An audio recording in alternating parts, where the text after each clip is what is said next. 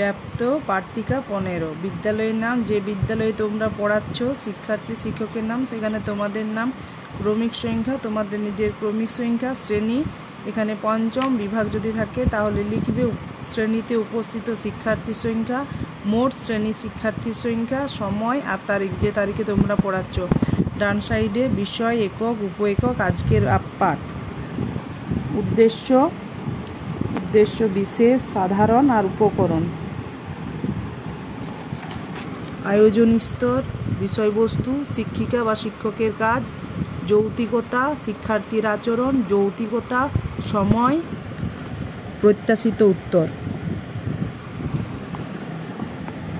উপস্থাপন স্তরও বিষয়বস্তু, শিক্ষিকার কাজ, যৌক্তিকতা, শিক্ষার্থীর আচরণ, যৌক্তিকতা, সময়, প্রত্যাশিত উত্তর।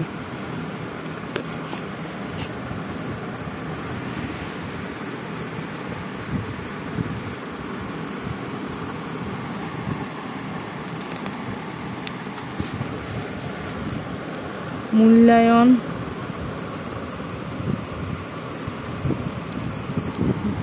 মূল্যায়নপত্র,